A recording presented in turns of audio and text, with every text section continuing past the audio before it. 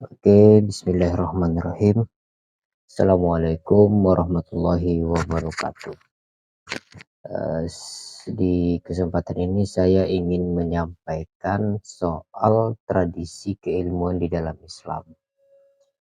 Oke, tanpa basa-basi saya langsung saja menjelaskan bahwa di dalam Islam itu memiliki tradisi ya. Nah, tradisi itu berbeda dengan budaya. Tradisi itu adalah adat kebiasaan. Adat itu adalah aturan ya, aturan. Maka kalau ada orang yang bertanya, apakah Islam itu atau dunia Islam itu memiliki budaya, maka kita akan bingung menjawabnya. Karena memang Islam itu tidak memiliki budaya ya. Islam itu justru memiliki tradisi gitu. Islam memiliki tradisi. Nah, ada bedanya ya antara budaya dan tradisi. Kalau orang bertanya apa budaya Islam, kita mau jawab apa? Kan nggak ada ininya. Tapi kalau dikatakan tradisi di dalam Islam, maka tradisi Islam itu banyak sekali. Karena tradisi itu dasarnya adalah aturan di dalam suatu lembaga. Baik itu lembaga kemasyarakatan, suatu kampung itu juga bisa disebut lembaga ya. Perkumpulan itu. Keluarga itu juga sebenarnya adalah lembaga terkecil di dalam ilmu sosial. Makanya di dalam keluarga itu juga memiliki tradisi. Ada adat, ada aturan bahasa lainnya. Oke. Islam. Kembali kita kepada Islam. Tradisi keilmuan di dalam Islam. Jadi pertama kali kalau kita berbicara tradisi di dalam Islam, maka acuan tradisi di dalam Islam itu adalah adat ya, atau aturan.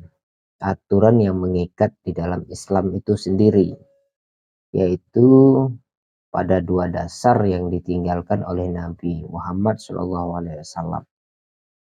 adalah Al-Quran ya, dan Sunnah. Al-Quran dan Sunnah. Maka tradisi Islam itu muncul dari dua hal ini. Jadi kalau ada orang yang mengatakan tradisi keilmuan di dalam Islam itu datang dari Yunani, itu keliru ya. Karena Yunani itu hanyalah sebuah tradisi yang kemudian dikembangkan oleh Islam.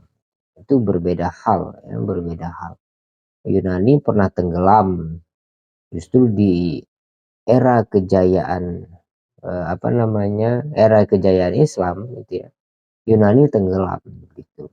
Atau di dalam filsafat disebut abad pertengahan gitu.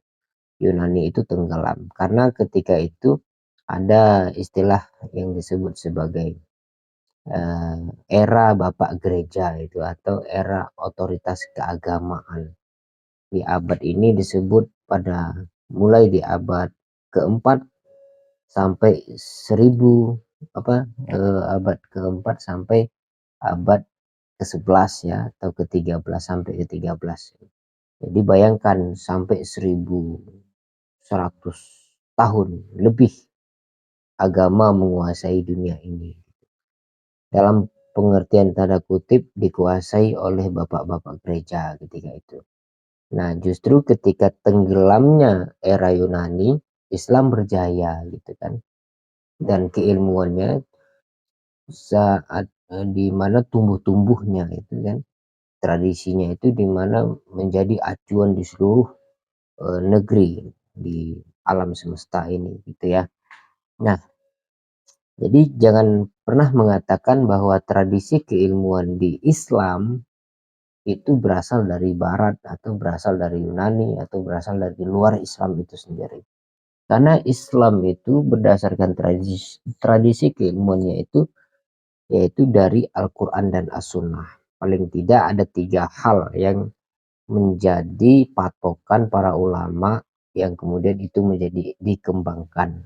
berdasarkan budayanya masing-masing. Nah, ini nanti kaitannya tradisi dengan budaya. Di dalam Al-Quran dan Sunnah, ada tiga hal yang kemudian menjadi patokan perkembangan keilmuan itu. Pertama itu nazar ya. Nazar, bukan nazar. Ya, nazar itu adalah penglihatan atau panca indera. Afala tanzurun dan sebagainya di dalam Al-Quran itu ya. Apakah kamu tidak melihat itu kan?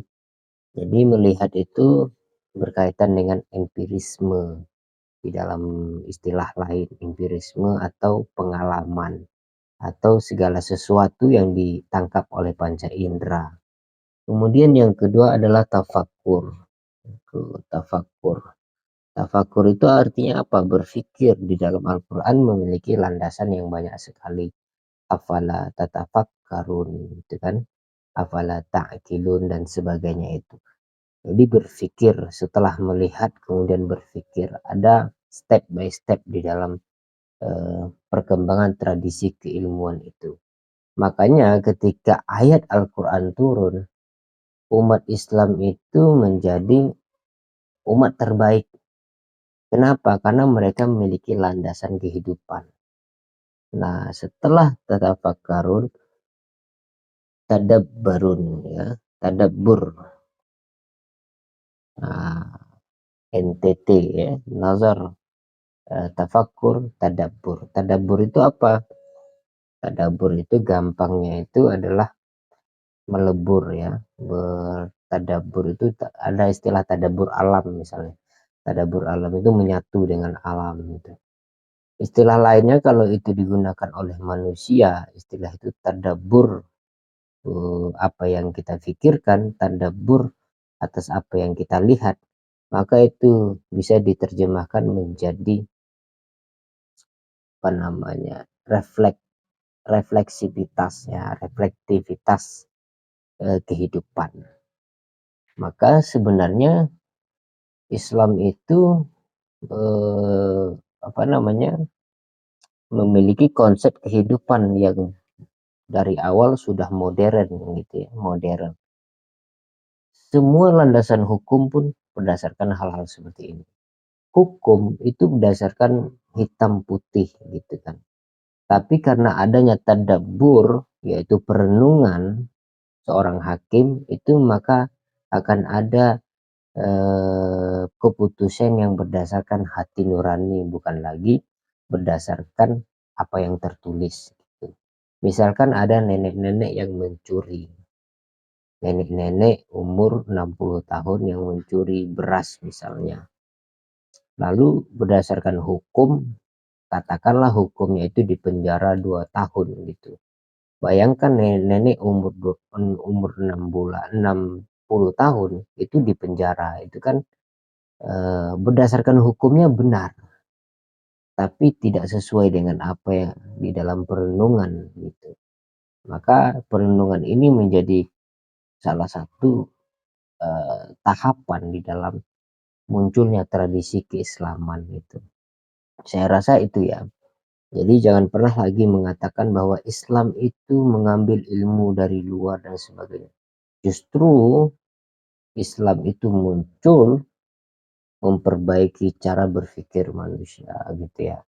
Saya rasa itu yang dapat saya sampaikan. Terima kasih. Wassalamualaikum warahmatullahi wabarakatuh.